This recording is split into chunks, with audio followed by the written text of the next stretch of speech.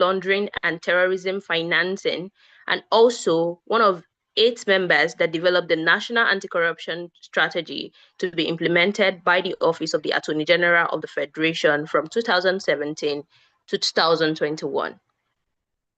He has been involved in policy making related to the legal and institutional framework of anti-money laundering and combating the financing of terrorism in Nigeria by serving on the Presidential Committee on Financial Action Task Force. He also worked on the technical committee that addressed FATF's strategic deficiencies, which got Nigeria delisted as a country of high risk by FATF in 2013. His core areas of expertise are policy formulation around corporate governance, criminal justice, anti-money laundering, combating the financing of terrorism, anti-corruption, counter-fraud, and national security. He has obtained degrees and certificates from Ahmadu Bello University, Zaria, Nasarawa State University, University of Chester, University of Leicester, and the University of Portsmouth in the UK, the University of Leiden in the Netherlands, and SDG Academy and Harvard Business School in the US. He's currently on a PhD program on defense and security at the Nigerian Defense Academy.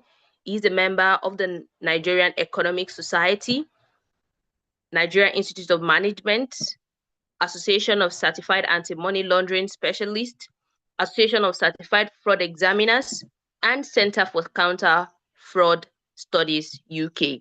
He's the Chief Executive Officer of Counter Fraud Center LLC and the Executive Director of a civil society organization, the Center for Fiscal Transparency and Integrity Watch. Ladies and gentlemen, to take us on this topic is not something easy, but as you can see from his profile, he is the best person to take us on this topic. So we'll be having our facilitator now, Mr. Yakubu Omar, ably represented by Mr. Godwin Ochube. So you have the floor now, sir. Thank you very much. All right, thank you so much, Mariam, for that wonderful introduction of my colleague, Dr. Omar Yakubu. Just to correct it, he has finished the PhD program at Nigerian Defense Academy. And I'm glad to be here. Yes. Unfortunately, he could not be here now. I think I've joined your session before, so I'm glad to be here and to take on this course. So I'll just directly go into what we're talking about today. Kindly confirm if you can hear me well. Yes, we can hear you, sir. We can hear you, sir. All right, that's good. Thank you so much. All right, thank you. That's good. That's good. All right, so the topic for today is governance and corruption. And this is not an abstract topic, especially for all of us here as a Nigerian. Governance and corruption is a story of why a country with the resources to be one of the richest in the world actually still struggle for basic things like service delivery and all of it. So it's a very interesting topic, and I want us to flow along. It's not more of a lecture kind of discussion that I want to have. It's just it will be something that maybe one or two can chip in as we progress. So because it's not an abstract thing, it's something that relates with all of us and all of that. So thank you so much. Please move to the next slide.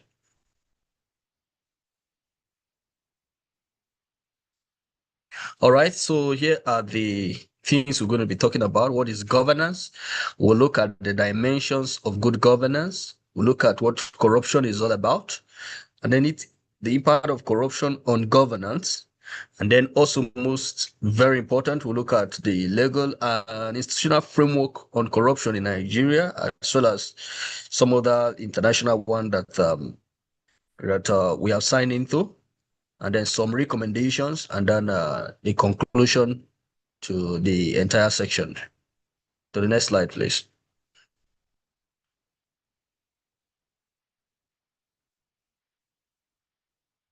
Next slide, please.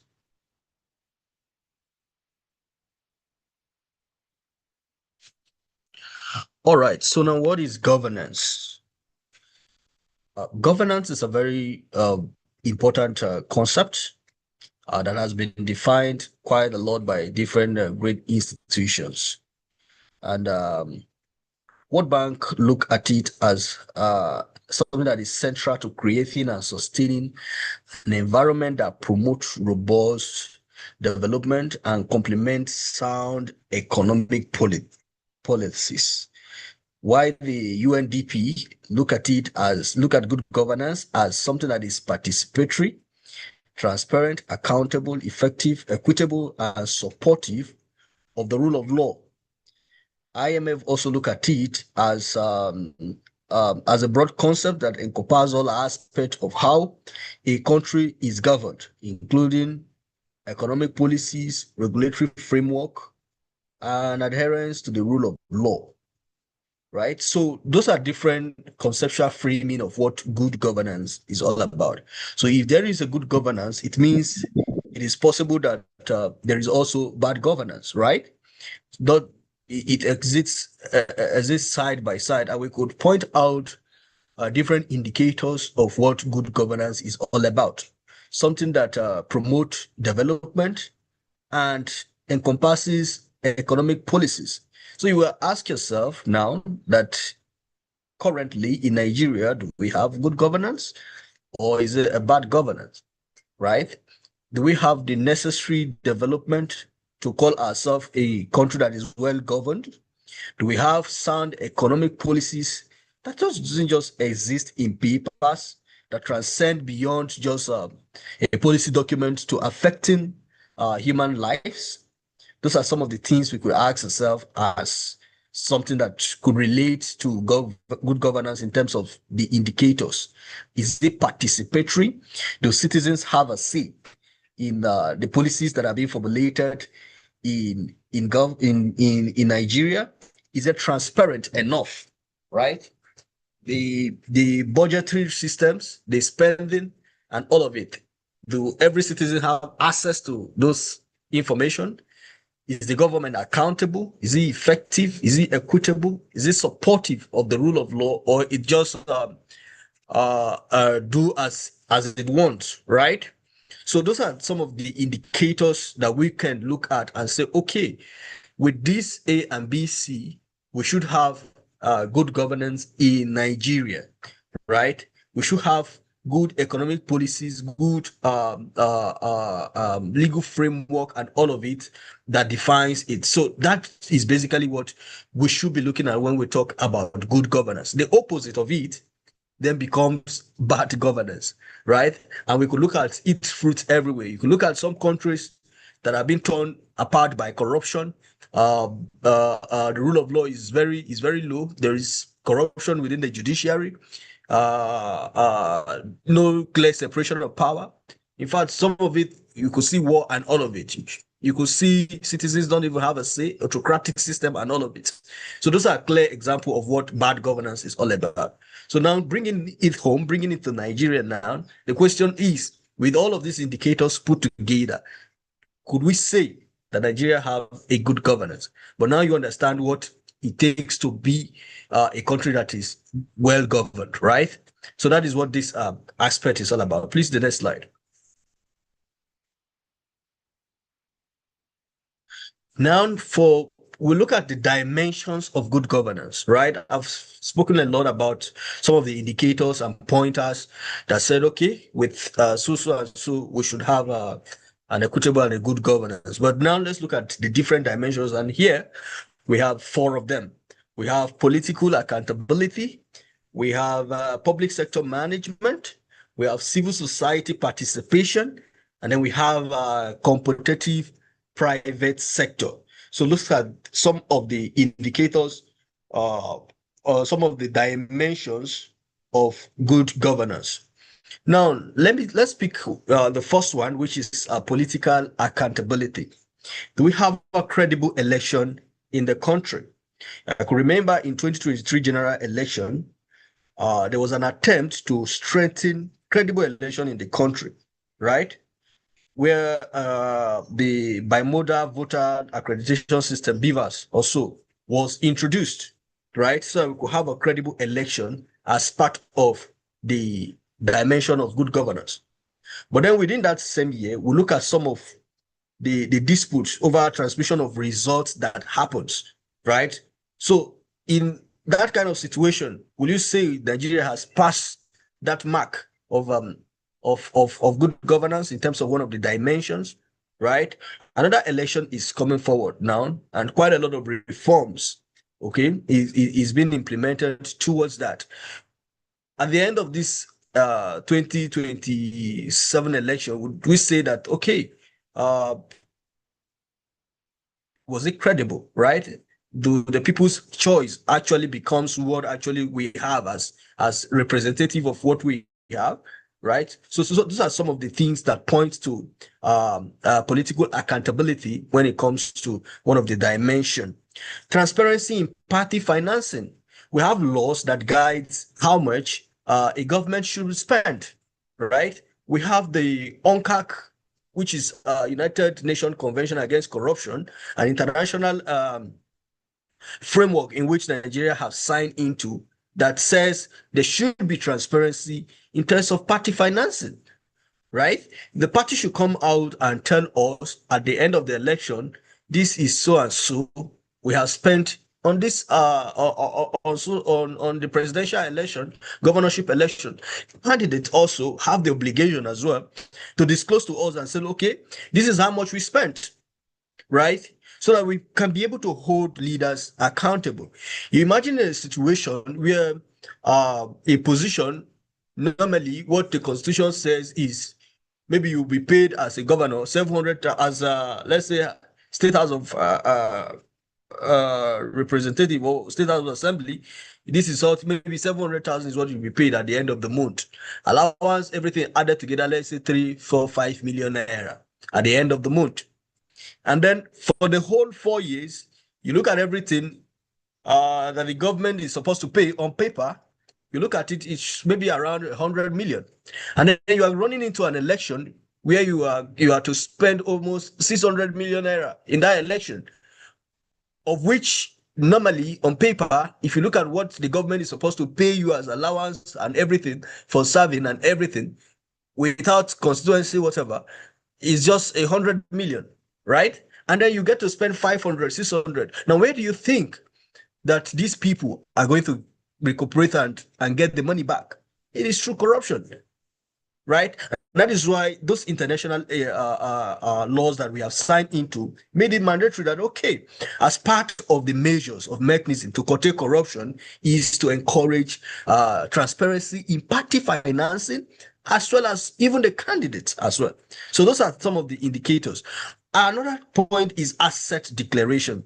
I can remember, I think within 2015 to 2018 or thereabout, the Senate President then, Senator Bukola Saraki, I think Code of Conduct Bureau, right, raised a case, and he was actually he went to court and later acquitted or thereabout on issues of false asset declaration. As a political candidate, you have the obligation. The CCB law made it mandatory that you should declare what you have. In fact, currently now in some corruption cases that our center is currently looking at, we discover that politicians currently do anticipatory declaration, asset declaration. What that means is that maybe right now I'm Godwin, I want to run for the position of a governor in my state. Right now, I don't have up to $5 billion dollars, but because I want to run for the position, I'll go and declare that I have a property in the UK, I have a property in the United States, I have a property in Canada, I have a property in Ghana, and all of it. So I don't have any of them. I'll go declare that I have that 5 billion and I don't have them, with the intention that I have declared it, and because I have declared it, I have the mandate now still to make up for what I have declared for. Anticipatory asset declaration. You could see how crazy our politicians could be. I think many of us here are politicians. I've seen PDP and all of it here. All right. So so that's fraud. That's fraudulent. Anticipatory declaration of asset declaration is fraudulent. So one of the dimensions that we should be looking at of a good governance is a system where a political party representative declare the true value of what they have before they went into contesting for that position and winning it. And then after that position, they should be able to tell us whether they have become, in the Nigerian language, if they have blown or whatever, right? If they have more than what is expected. Those are some of the things that we could measure and say, okay, yes, because of so and so indicators we have, that we have good governance. So that's what political accountability is basically all about. Another dimension of it is public sector management, right? This has to do with budget preparation and execution, financial accountability, procurement, and audit, and tax. And when we talk about public sector management, it shouldn't just be about preparing those documents. Are they open for the public to have access to them? If I go to a ministry's website, can I see their financials, right? Can I see their audited reports and all of those things? Can I see their procurement and all of it? Can I know the numbers of staffs they have? How many male, how many female, how many persons are people with disability, right? I should be able to get that kind of figures, because the Freedom of Information Act 2011 mandates that those information should be out, right? So those are some of the indicators that shows that we have good governance. And look at, for example, recently we have a government agency that does not exist, whereas it's being appropriated for their budget and everything is captured. It shows high level of corruption, right? So when you have a transparent budget preparation and then also an execution system and something that can be also that citizens can also see and can also track, right? We have I think Federal Ministry of Budget and National Planning have something we call IMAC, right? Where citizens can actually look at project implementation. In my community right now, if Governor, former Senator Umahi, who is the Minister of Works, says the road has passed through my community, I should be able to snap it, go to IMAC and say, okay, yeah, it's actually true, or it's false. This thing is poorly developed. It's not as it is, right? So that access, that public access to public resources is also very, very important.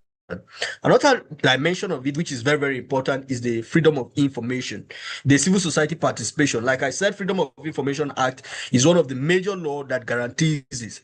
We want to look at the role of the media, the role of NGO, and ability to monitor this. Now, civil society participation implies citizens' participation, citizens' voice being heard, right? Media are supposed to be free to the point that they can actually point out issues. The same way we were able to point out issues when the Dasuki Gate issue happened, where the Ziani case and all of it happened. Citizens should be able to point out all of those things. And the law, the Freedom of Information Act, provides the rule and all of it. And also, government should not act alone. Civil society should be part and parcel of all the things that happens. As asset disposition, for example, recovered assets, the government should not just sit down alone and dispose. Civil society should be there, right, for oversight, including all government decisions. Civil society also should be there because they represent the voice of the people, right? We look at this recent tax bill that was passed. During the public hearing and all of it, as a civil society professional, I was there. I was able to make my input and all of it. That's wonderful. It's a good practice. However, there are other laws and all of it that are very critical. And then the government do it without the involvement of civil society or the public or the media, which is bad. So inclusiveness is very, very important as one of the dimensions of good governance. Then the last one is competitive private sector. Right, so we should have an economic incentive framework or policy, competitive restructuring, transparency in corporate governance. We should not have a system where only the few, right, controls the wealth of the people. It should be competitive. It shouldn't be something that the government can just wake up and close down one person's business because he doesn't like the person anymore, which is bad. Because with that kind of system, we cannot have economic growth. Only the government cannot employ everyone, right? So we need the private sector, and for the private sector to succeed, it needs to be what competitive. So that is all of it. So generally, when we talk about the dimensions of good governance, those are the things, the indices and things that is expected of us to have. And without all of those things, I can do an index, right? As students, you can do an index of all of those things I have mentioned and judge Nigeria, score Nigeria. Do we have equitable freedom, access to information? When I go to government website, when I go to my state government website today, can I be able to see their procurement record? Right? Call for bidding and all of it. Will you be able to see it? The audited financials, will you be able to see it? Their organogram, will you be able to see it? Numbers of staffs, will you be able to see? The Freedom of Information Act actually said those informations are supposed to be there for you to what? To have access to. What about political accountability? Do we have credible election? So on the scale, maybe you could type in, just do a quick map index of all of those things and overturn and score Nigeria. Let's see. Please, next slide. Thank you, sir. Next slide. All right. Now let's look at the big elephant in the room now, which is corruption. Quite a lot of definition is here. We have corruption as the abuse or misuse of public office, public resources, or public responsibility for private, personal, or group gain, however you want to call it. And also, according to Transparency International, corruption is the abuse of entrusted power for private gain. Now, let's stop there. Now, corruption is not a new thing in Nigeria, right? We have quite litany of different corruption cases. In fact, if you go to the news now, you can find more than 2 to 3 corrupt cases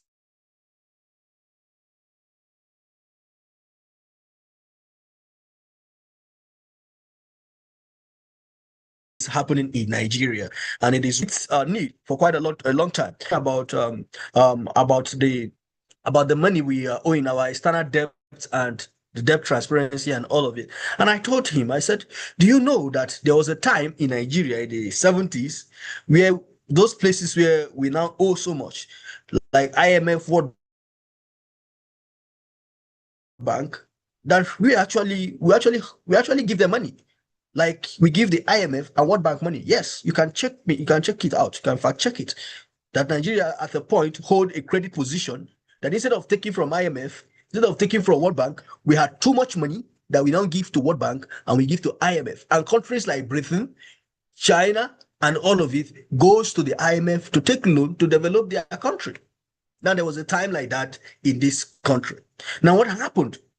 Why are we not in that position? It is because of what certain people that are entrusted with position of trust, right, misuse those positions for private gain. We have issues of money laundering every day. So what I study is what I do every day, and sometimes it will almost want to blow your head off, right? We could see the move away from bank, enter designated non-financial business and professions now into real estate, into construction companies, using those as avenue for money laundering and quite a lot of things. So corruption can be deadly. It can be very, very bad. And we have different cases, okay? Like the 2012 fuel subsidy scandal, where a presidential probe involving the Aminu Taminu, right, and Farouk Lawal led House committee, where they found that over 1.7 trillion, right, have been claimed in subsidy payment for fuel that was never imported. You get? So those are high level cases of corruption. I could name many thousands of them that are there, and it is not a good thing.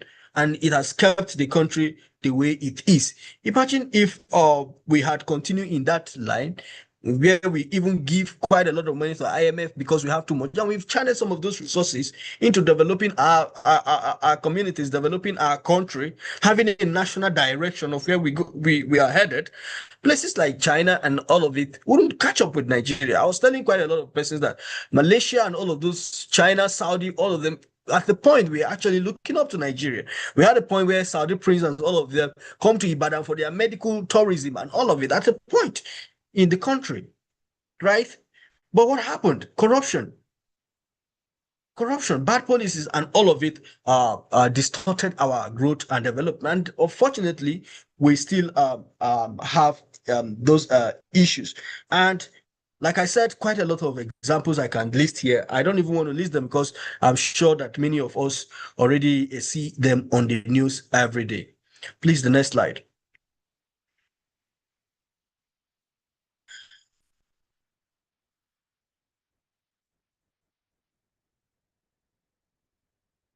Now, let's look at some of the impact of corruption on governance. The first one is that it creates inequality and poverty. Now, uh, like I said, there was a time Nigeria was so rich that we were even giving and lending to IMF and the rest. There was no quite a lot of poverty as we have it right now, right? Our maternity death rate and all of it is so high. We don't have the population up to that of India, but I think ours should be mortality rate is higher than that of India, and we don't even have close to their population, right? So it leads to quite a lot of poverty and it creates inequality. We have few persons becoming rich and richer every day, whereas the majority of the people remain at the poverty line. It also erodes trust. It erodes trust because how do you trust in a government where tomorrow you see on the news that federal government has paid 5 billion ransom to Boko Haram, this and this money has been embezzled here and there, budget padding, and quite a lot of it, right? So no one can trust its government in that kind of situation. Also, social unrest. Many of those protests and all of it, banditry and the rest that we have, some of them stem from as a result of dissatisfaction in the governance and as well as poverty, right? Then wasted resources. Like I said, quite a lot of the countries that we look towards today. In fact, I think I was reading the news and we said we're borrowing almost $5 billion or so from Saudi Arabia, and I'm like, these are the countries that were looking up to us at a point in time. This is a country that we're doing far better than then at the point, but now we had to borrow from them. Countries like South Africa, at the point we were supporting them to gain independence, quite a lot of resources, even scholarship for their students and all of it. But then everything done around, and we're not competing with them. They are even better than us, right? Because resources that should have been used for the development of our people were all wasted. We're all embezzled, right? So those are some of the impacts. It also hinder economic growth and development, which I have talked about so much. It also fosters insecurity. Like I said, large percentage of the insecurity that we have in the country can be traced back toward corruption. In a situation where you go to your community, you look at the government schools there, it is dilapidated. Nobody is going there. Quite a lot of almajiris in the streets. Quite a lot of, you go to the southeast, a lot of out of school children are there. These are fertile ground for what? For corruption, right? For insecurity, I mean, right? Armed robbery and all of it. People graduate and no job. So insecurity becomes a fertile ground to have insecurity. But you have a country where that prioritize education. Nobody will want to take up arm because the country is so good. You're looking for a job before you know you've gotten one and all of it. It reduces the quality of life of the people. Look at the life expectancy of Nigerian compared to some of those advanced countries. You look at somebody that is 70s, maybe in some of those Western countries, look at them and they look so young, so fresh, so healthy. But come to Nigeria, those are grandparents that some persons may even call, may even call grandparents and all of it because of the quality of life that we have. So it affects us. It also negatively affects foreign direct investment. Who will want to invest in a country that is heavily laden with insecurity issues?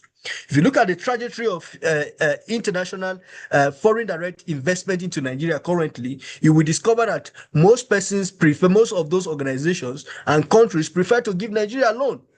None of them want to come and establish factory, manufacturing, whatever, in the country. They prefer to what? To give us loan. So however we do it, they have a way to get their money back. Right? So foreign direct investment becomes a problem because of what? Corruption, weak institutions. If your money goes, which judicial system will you report to? The judicial system that can be that a minister can just do whatever he likes with, or that open day justice is being red becomes black and all of it. No one want to invest there. One of the reasons why countries like Singapore and all of it are doing very, very well, and one of the best currently, is because of strong judicial institutions, strong governance institutions. So I want to put my money there because I know that whatever happens, I have a system that will back me. I have a justice system that will say, okay, A is actually A, not that A will becomes B because you know so and so person, right? And like I told you, none of them want to invest in the country. None of them want to come and build companies that will employ our people. They just want to give us loan. And that's why you see our loans keep piling up every day. All the helps we keep getting from abroad are all in loans. The only foreign direct money dollars that come into the country mostly are remittance from our people that are in UX and all of it that send money to their parents. Mostly those are the dollars that comes in, which is bad, right? And it is as a result of corruption and insecurity and all of it. So those are some of the impact of corruption that we have. Now, please let's move quickly now to the next slide. All right, let's look at the legal and institutional framework on corruption. Now, those are the framework. This framework you're seeing currently are some of the things that has helped to tie to help curtail some of the corrupt practices that we have. And I think I have a few examples of some of them that has been so useful. Look at the Independent Corrupt Practices and Other Related Offense Act 2000 is one of the legal framework. The Economic and Financial Crime Commission Establishment Act 2004, Advanced Field Fraud Other Related Act 2006, the Money Laundering Act, very, very familiar with this one, 2011, Code of Conduct Act, the Nigeria Extractive Freedom of Information Act, Fiscal Responsibility Act, Penal Code laws of the Federation of Nigeria, Criminal Code. Those are quite a lot of legal and institutional framework that we have on corruption. Now the question is, do they exist in paper, or are they actually doing the work that they should do? I think recently we saw online where the ICPC chairman, I think disguised, and police wanted or actually extorted money from him, right? Which is bad. So with the ICPC Act, it gives the institution the power to checkmate some of those corrupt practices. We also saw within the week of ghost workers and all of it, and we saw police ranking high in that. So that's the law that gives them the right to actually hold corrupt practices in that scale into accountability is the ICPC Act. We also have the EFCC Act 2004, which has also been very, very, very useful in getting some of the criminals and the rest that we have in corruption and all of it. And you can name as many as you can. We have Bello allegedly, and all of them through EFCC and the Rex ATC. Advanced Free Fraud Act, Money Laundering Act 2011. This should be 2012 now. I think I will talk to him to effect it. This is 2022 now, not 2011 anymore. We have a new one, Money Laundering Prohibition Amendment Act 2022. We have a new one, 2022. And this one's guide both the financial sector, and it is one of the most effective law I've seen currently. Most of the that I work with in our work within the civil society and even in the private sector, this is the Money Laundering Act, AML-CFT Act is very, very good. I think you can go through it and see what it entails. It's not just a law that exists on paper. It provides the guideline on how it should be implemented. And it goes down, telling what financial institutions should do, threshold of money you can transfer as a DNFBP, and all of it. It states all of that. And then it also provides sanctions, right? That applies when you do not do A, B, C. And that is the law, right, that the EFCC, ICPC sometimes use to nab issues of money laundering in the country. Code of conduct, we've talked about all of those. So those are some of the national laws, legal and institutional framework that we have on corruption. So you can use any of those particular case depending on the particular listing and study it and hold a particular public figure responsible for accountable, however you want to do it. But those are some of the legal frameworks that that helps guide against corruption. Next slide. All right, before the recommendation, I would also like to say that these are not, the previous slide are not all of them. Those are national ones. There are also international ones. I thought they are also here.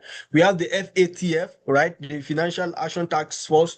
We have the ONCAC and quite a lot of international conventions and laws that we have also signed at the international level on corruption, right? Those are some of the laws that we have been able to hold on to corrupt practices, and has also helped us also to recover assets, to recover money that has been stolen. Like, you look at the cases of the Ziani, right? Where he can be tried in the UK, in the UX, and all of it, and her assets being frozen, and all of it. We look at Ibori, different cases, quite a lot of them are there, in which even outside Nigeria could use some of those laws to coordinate and bring about a solution to the problem. So let me just quickly run through the recommendation. I think my slide has gone off. So the first one is to strengthen the legal framework, right? So there is a need to look at some of the gap in the legal framework that we have, that some of our the bad guys have been able to take advantage of, and strengthen some of them. Not just the legal framework, also the institutions, right? There are aspects of financial crimes that EFCC cannot try because they have limitations on. So then there's a need to strengthen the legal framework to give them that rights to try it. Then there's also need to promote transparency and accountability. Open government, open data, and all of it is very, very good, right? Whistleblower protection. It was because of whistleblower that the Ikoyi recovered almost $43 million in Lagos was recovered, linked to NNPC or thereabout, in cash, right? So we don't have a whistleblower protection law currently. We only have whistleblower policy in the Ministry of Finance, which is not good enough. We need to have a law for whistleblowers that protects them. So that, and also when you have, like already now, if you blow whistle, if you're not careful, it's a problem because there's no legal framework that protects you when you do that, right? It is just a policy, which is wrong. So there is a need for us to promote transparency and accountability in that area. There is a need for government, MDAs and states and all government institutions to practice open data, to make information available for the public. And there is also a need to enhance public participation, which is very, very important. Let the public participate, let there be citizen engagement. Civil society organizations should be part of all of the dealings of the government. And then finally, that I'll talk about is the strengthening of institutions, independence of judiciary, effective civil service, and the anti-corruption institutions, and all of it should be empowered, should be strengthened to do their jobs very, very well. Currently, the appointment of both EFCC chairman and ICPC chairman reside on the president. That means they are not independent that much, right? They could only do as much as the president could say or do. There should be a level of independence that gives them even the right to try those that are allegedly protected by the president or in the ruling party. that's some of the strengthening that we're looking forward to. So I will just close by saying that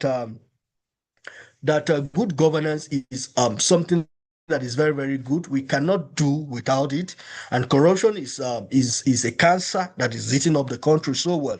And I'm glad that there are comrades here that have been equipped to understand the problem here and provide solution to them. We've looked at quite a lot of different things and all of it, right? We also look at different framework. Now, to just close the class, I just want to ask this question, and maybe later in your own class and all of it, you could talk about quite a lot of legal framework that we have talked about.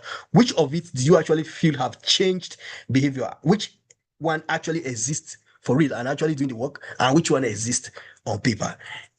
Thank you so much for listening, and thank you for your attention. All right, thank you very much, sir. That was such an informative and very beautiful session. Thank you very much. We really appreciate you. You've helped us to see uh, the very crucial things that are needed to be known about the corruption and governance, especially in the Nigerian government. So we'll be taking, I don't know if we have time for questions. So if we have any questions, kindly raise your hands or drop them in the comment section, the chat box rather, and I'll read them out. You can raise your hands. Any question at all?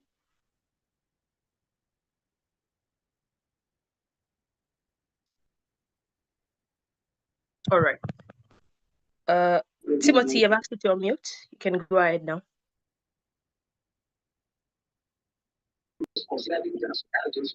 Okay. Yeah. Thank you. Thank you so much for that wonderful class. I like in the course of the class, towards the end of the class, we were talking about the problem of independence of those anti-graft body.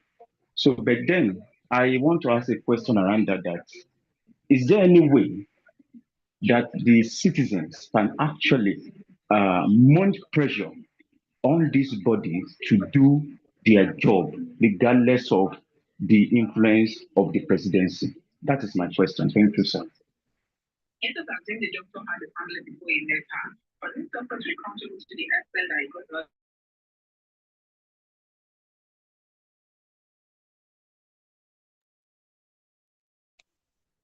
All right. Do we have any more questions? Or you want? Okay. Think there are none. Should I answer, or there are more questions?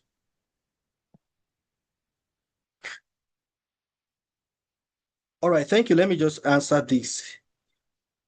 Yes, there are ways in which citizens can actually mount pressure, even though we know very well that the law enforcement agency, some of them have been appointed by the president, and there is a level at which they could go. But then citizens can be very, very powerful. And we have different tools in which we can use to do that. First, which is not very, very effective, through your representatives, legislative representatives, your senators, and all of it are one of the means in which you can pressure the government. But like I said, it is not very, very effective, right? But another way that we can do that is through the social media. It's a very important, very powerful tool, right? You saw at the point where the former president would even restrict the use of Twitter, currently X, and all of it. So your voice can be heard, and you could see some cases in which the government is not even interested in investigating, but because of the public opinion, social media, and everyone talking about it, pressuring the government, then you see them being interested in doing it. So with that avenue and all of it, through protest is also another avenue, right? Through the use of social media and the regs. And then as young people and all of it, we could, so those are some of the platforms that you can actually use to pressure the government, even though we know very well that there is a limit to some extent of what they could do. Thank you. All right. Thank you very much, sir.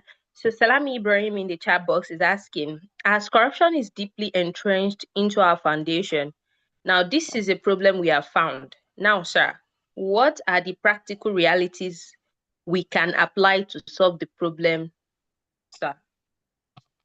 All right. Thank you so much for that question. we talk about practical realities, right? Uh, like you said, it's actually deeply entrenched into our foundation. Now, the first practical reality is to start with yourself, right? Change begins with me, between all of us here. If we start with ourselves, it will make a big changes, right? Because when we start with ourselves, then we can actually extend it to our families, and then from our family we could extend it to our religious houses. Some of us here are imams, some of us here are pastors, and all of it. Some of us here have quite a lot of little influences that we have in our different places, right? So those are some of the practical ways that you can actually do good, right? Then when you have position, all of us here are comrades. Currently, we have few governors that we are commending. For example, the governor of Abia State, right? I don't know if there are political that would disagree with, but on media, you could see public views and say, okay, this one is actually good and all of it. So when you have a position to make changes, you shouldn't be like everyone. You should be able to what? To make change. You get? So those are some of the practical ways. Aside that, I'm not sure if there is. I would advocate for a revolution on anything. The best practical way we could do is to start with ourselves, use our position as individuals to do good, right? I think the former minister of NAFDAC or director, I've forgotten her name, thereabout. We still talk about, she's late thereabout. We still talk about her today, right? Quite a lot of good leaders we've had across, we still talk about them. Those are people that you see young persons imitate and look up to as and then when you have position, you become president tomorrow, who knows, right? You could strengthen laws, strengthen institutions, and by so doing, we could be able to solve the problem. So those are some of the practical steps I could think of right now. Thank you. All I think right. Bashir, Thank you very much, okay. sir. Okay, so we have Tunde now. Tunde, you can unmute and ask your question.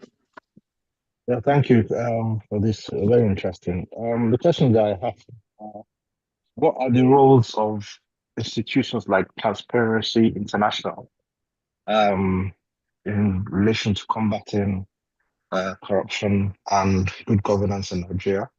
And also, talking about, I wouldn't say revolutions, but you have seen in places like Bangladesh, where they stood up to the previous prime minister. And then recently in India, where we had the cockroaches, I think protests, something to do with education. And in a nutshell, the education minister resigned. So, how effective would you say um, organizations like Transparency International could help Nigeria get on the right track? And also, in relation to, I wouldn't say revolutions, but what happened in Bangladesh and India? Could those things happen in Nigeria? Thank you. All right, thank you so much. Yes, those things can happen in Nigeria. In fact, I think there was recently a presidential pardon. I think it was last year or earlier this year of someone, a lady, of which Nigerian revolt against seriously via social media, and the president had to go back and said, no, no, no, no, this person would go. You get? So sometimes it works. It is very, very effective. The government listened, right? In most of the cases, especially this current government, sometimes we've seen that they actually listen and all of it. Now, when we talk about the role of Transparency International and all of it, majorly, they don't have enforcing power on us. What they do have is to collect data on where we are currently in terms of corruption. And now, when they rank us, normally a reasonable government should be able to look at the data and say, okay, where can we improve on, right? But you see some countries, they don't improve on them with those kind of information. But however, for Nigeria, I could say that quite a lot of improvement have done on some of those reports from international organizations. And I could give you some examples like the ONCAC, right? The ONCAC, as well as the FATF in the Transparency International. In fact, there was a time, I think in 2023, FATF blacklisted us, put us on a gray list, What that means, being in a great list, is that we are a country of high risk. International organizations should not put money into our country. Well, that's what it means. So it put pressure on our economy, it put pressure on our people, and it affected quite a lot of things because of that gray list. Now, what did the government do? The government strengthened NFIU. That was when we had different, in fact, the 2011 anti AML-CFT law I talk about in 2022 and all of it came up all as a result of that gray list that we got into, right? NFIU, we had strengthened different mechanisms we introduced and all of it to make sure that we are able to do well so that we could get out of the gray list. And fortunately for us, we were able to get out this year. So some of those international organizations can actually pressure the government to do well by some of the data and information that they get, right? And like I said, government most times listen to the voice of the people. But then in Nigeria, as you may know, we are divided along ethnic line, religious line, and all of it. And for me, I do think that sometimes the politicians and our leaders make sure that those divisions are there so that we don't come together.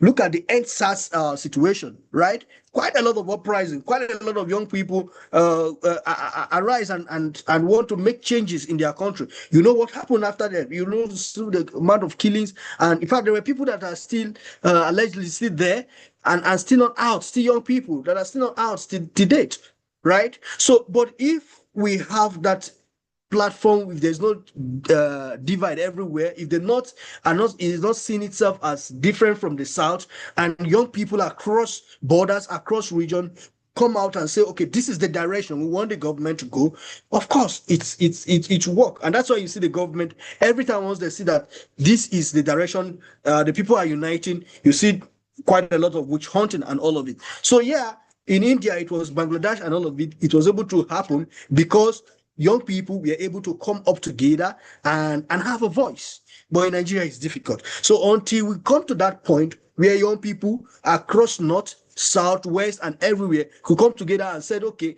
we are not doing it because the president is from the west, but because this will help everybody and all of it, then we can actually have that situation. But until then, if we have this division, it's actually a fertile ground for corruption and for government to do as it pleases. All right, thank you very much. There are two more questions in the chat box, and I would like to read them together because I feel like they sort of are interrelated. So the first one is from Ayuba Timothy. He's saying, though we majorly talk about the agencies that are empowered to ensure there is no corruption in Nigeria and not the politicians themselves. Sir, I see that a lot of these agencies are appointed by the politicians and as if the politicians use them to fight other political enemies. I see that the agency heads are afraid to enforce laws on them. How can our fight and struggle be effective? That is the first one. And the second one is from Peter Urube Sunday. And he says, good evening, sir. I appreciate the insightful presentation. I would like to inquire about the mechanisms in place for monitoring agency staff to prevent potential bribery by corrupt politicians. Additionally, are there established penalties for any staff members involved in such activities? All right, thank you so much. I think there are quite related questions, like you rightly said. Yeah, for the first one, yes, I agree with you perfectly that because I think our Center for Fiscal Transparency in 2023 we were empowered by the UNCAC, the United Nations Convention, to do a parallel report of Nigeria's standing on the UNCAC, right? As a civil society, they don't want to hear from government now. They want to hear from the civil society. And one of the things that we found in our report, in the parallel report we produced there for the UNCAC, which is online, is the fact that some of these corruption prevention agencies don't actually have the autonomy, the freedom to do as expected. which is a problem. You see that some politicians, once they jump to the next boat, to probably the APC boat, which is the ruling party, and they are in tune with the government, you see that the ICPC and EFCC is slow. A perfect case is the case of Yahaya Bello, compared to the case compared to the case of Nasri El-Rufai. Now, if you look at this case, you can see very well that although the two cases are under investigation, but you could see where the hammer is more on. And you can decipher why the hammer is more on the opposition than the one that is not in the opposition. So it is actually a very big problem that it will take time for us to solve. And that is why in our advocacy in that document is that the government, as part of a way of strengthening our UNCAC standing, to show the world that, okay, we are no longer corrupt, as you have seen us and all of it, which will affect whether loan is being given to the country or not. There should be what independence of those corrupt agency head. Right? The president should not interfere, just like we have in the judiciary. We should have a committee of experts where the heads emanate from. We shouldn't have the president to appoint them anymore, right? And then more study, like many comrades are here, like I said, many researchers, many great people are here. You can also take it up. You can also do a review, a comparative review of countries that have heads of agencies like that are independent, and compare them to our country and write in various newspapers and all of it. You would think the president also, but I can tell you for a fact that the president read, the government read, and they monitor some of those posts and all of those advocacy, right? So that's the best way I could say that could be achieved. But for now, this is our reality. The last question says, are there ways? Yes, ICPC have a mechanism that help checkmate bribery by staffs in not just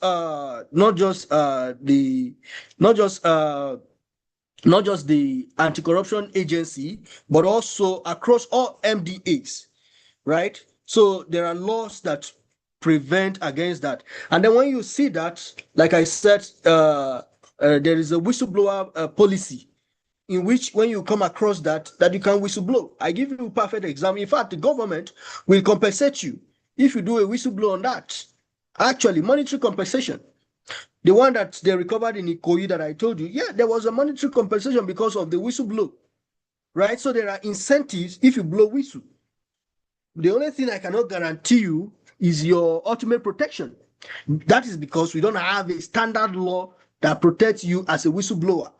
But if you follow through the policy document residing in the Ministry of Finance, there may be quite some level of protection, but I cannot say because it's not a law, right? It's just a policy, right? So that can be another way to curtail bribery among government officials and the regs, right?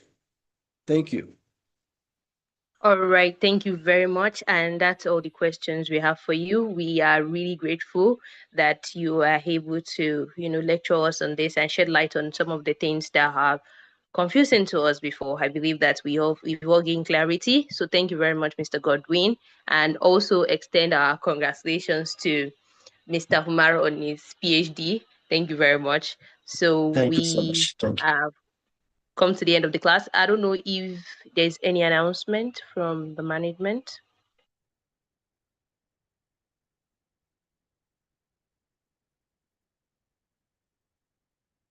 Okay, all right. Thank you so much, Mr. Godwin. That was really insightful. Thank you, Mariam. All right, everyone, please get ready for your campaigns, your debates, and your elections coming up this week. Yeah.